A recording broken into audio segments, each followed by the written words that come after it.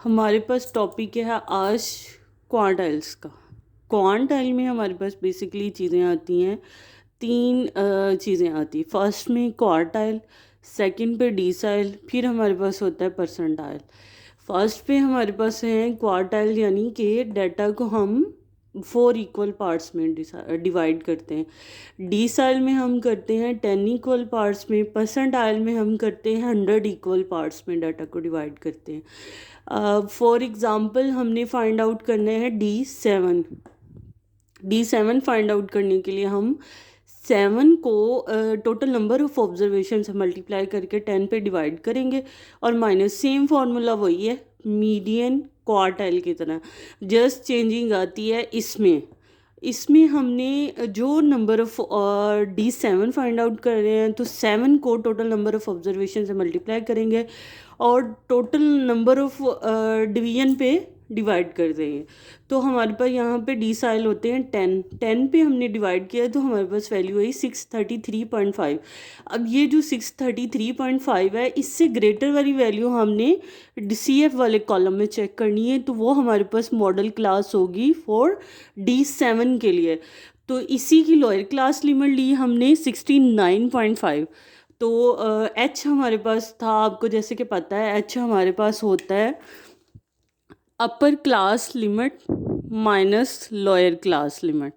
अब ये भी हो सकता है upper class boundary minus lower class boundary. तो ये हमारे पास होता है H हमने निकाला तो हमारे पास आया 10। अब हमारे पास फ्रीक्वेंसी थी 211। अब इस फ्रीक्वेंसी को पुट करने के बाद हमारे पास जो C बनेगा वो इससे अपर वाली वैल्यू होगी 589। तो हमारे पास डी साइल की वैल्यू आई है 71.60। अब इसी तरह अगर आपने D3, D4, D5, D7 निकालना है तो आपने सबसे पहले D4 है तो 4 मल्टीप्लाई करना है आपने टोटल नंबर ऑफ ऑब्जर्वेशन के साथ, यानी कि 905 के साथ, और डिवाइड कर देना है 10 पे। तो जो वैल्यू आएगी उसके अकॉर्डिंग आपने मॉडल क्लास सेलेक्ट करनी है। तो इसी तरह आपने फाइंड आउट कर लेने हैं डिसाइल। अब डिसाइल में माइंड में रखना है हम डाटा को 10 इक्वल पार्ट्स में डिवाइड करते हैं, यानी कि एक डिसाइल हमारे पास होगा 10% के इक्वल। अब क्वार्टाइल में हमारे पास एक Q1 जो है वो 25% को शो करता है, सेकंड में 50% डाटा, थर्ड में 75%, 100%। डिसाइल हमारे पास 10 है तो हमारे पास एक डिसाइल 10% डाटा को शो करेगा।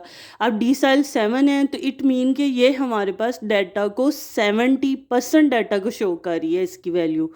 इसी तरह हमने परसेंटाइल निकालने हैं। परसेंटाइल में हम डाटा को 100 इक्वल पार्ट्स में डिवाइड करते हैं।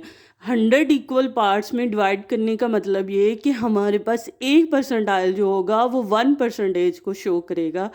परसेंटाइल 1% को, डिसाइल 1 हमारे पास 10% को शो करेगा। इसी तरह हमने सपोज किया कि हमने फाइंड आउट करना है परसेंटाइल 57 फाइंड आउट करना है, तो हमने हेन को टोटल नंबर ऑफ ऑब्जर्वेशन को मल्टीप्लाई करना है 57 के साथ। 57 से मल्टीप्लाई करके यहाँ पे डिवीजन में हमारे पास आ जाएगा 100।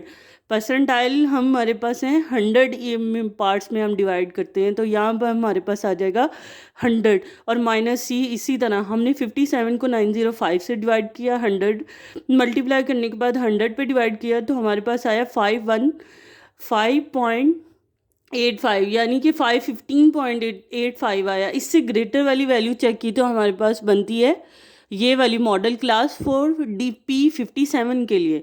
P57 के लिए 59 सेम उसी तरह हमने उसकी H ली, F फ्रीक्वेंसी ली और C ऊपर वाला फाइंड आउट किया। तो ये हमारे पास आ गया P57 का आंसर 67.093।